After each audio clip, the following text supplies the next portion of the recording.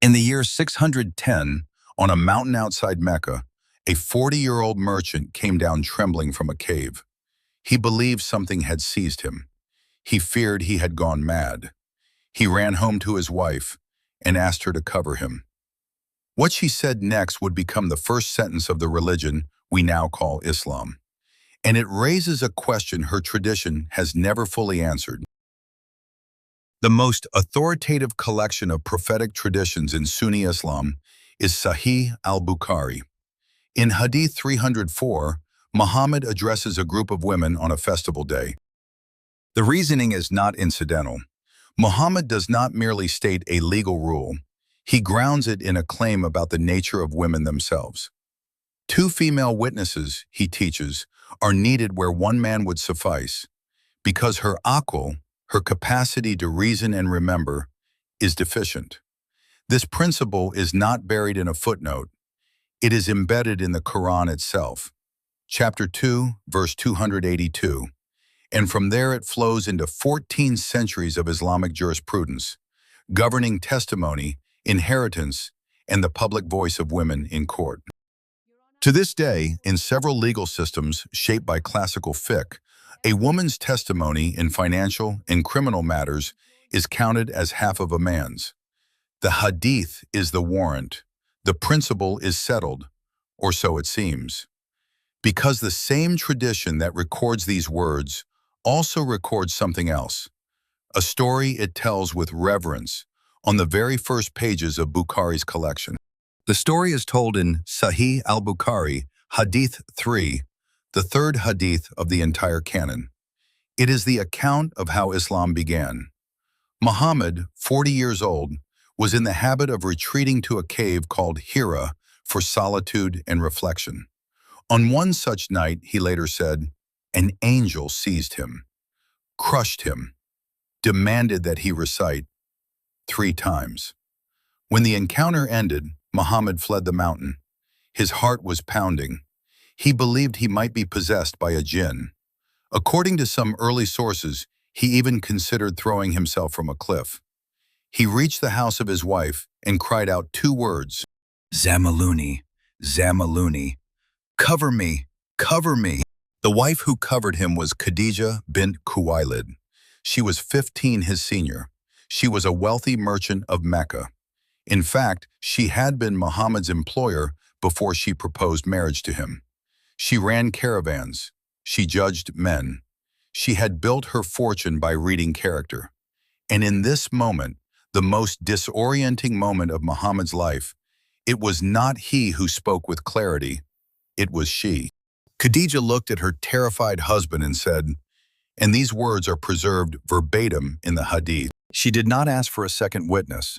She did not request a man's corroboration. She rendered, on her own authority, the first theological judgment in the history of Islam, that the God she believed in would not abandon a man of such character. She then took him to her Christian cousin, Waraka ibn Nawfal, who confirmed that this was the same angel who had come to Moses. But the sequence matters. Before Waraka spoke, Khadija had already spoken. Before any man believed, she believed. The Islamic tradition itself calls her the first Muslim. Hold these 2 traditions next to each other. On one side, a woman's testimony is worth half a man's because her intellect is deficient. On the other, at the founding moment of the religion, a man's testimony about his own experience was not enough for him. He needed a woman to interpret it. He needed her steadiness. He needed her judgment. And she gave it, not as half a witness, but as the whole one. There are only 2 possibilities. The tradition cannot escape both. If, at the cave, Khadija's intellect was deficient, half of a man's, as the hadith insists every woman's is, then the first theological judgment in the history of Islam was rendered by an unreliable witness.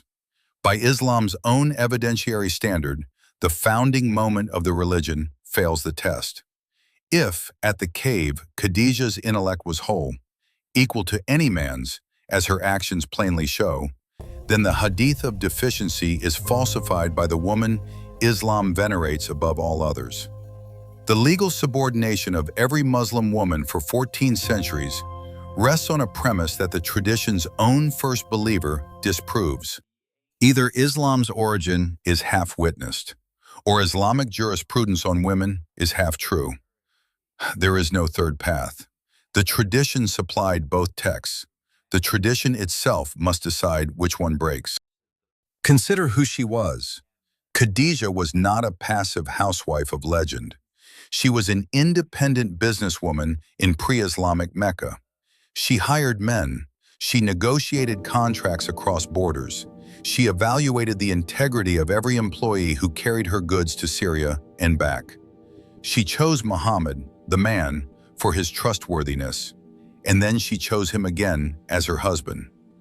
The tradition that calls female intellect deficient venerates a woman whose intellect built a fortune, recognized a prophet, and stabilized him when his own mind nearly broke. This is not an external critique. This is the tradition's own record set against itself. Defenders of the tradition have answers. They deserve to be heard. Some say the deficiency hadith refers only to specific legal contexts, financial testimony, ritual purity, not to general intelligence. But Muhammad's own words in the hadith generalize. He calls women deficient in intellect, and he explains the legal rule by that deficiency, not the reverse. The cause runs from nature to law, not the other way. Some say Khadijah did not finally confirm Muhammad's prophethood. Waraka did. But the text shows Muhammad seeking her judgment first, accepting her reassurance, and being led by her to Waraka. Her discernment is the engine of the scene. Some say women are emotional, and that this justifies the double testimony. But in this story, the woman is the calm one. The man weeps. The man trembles. The man asks to be covered like a frightened child. The script the tradition assigns to the sexes is reversed in the tradition's own founding scene. The contradiction is not resolved. It is only relocated. A religion is entitled to its claims about men and women. So is its critic. But a religion that grounds the legal subordination of half its adherents in a claim about their intellect cannot, in the same breath, point to its founding moment and ask us to admire the clarity, the courage, and the judgment of the woman who recognized its prophet before any man did. Either Khadijah's intellect was half, in which case Islam was founded on a half-witness, or her intellect was whole, in which case the hadith that halves every woman after her stands accused by the woman the tradition itself calls the first believer. The choice belongs to the believer. The contradiction belongs to the record. If what we share here strengthens your understanding, kindly like, subscribe, and turn on notifications. Share it forward so others can find clarity and truth. It costs nothing, just a click, but your support means everything. You are part of this family.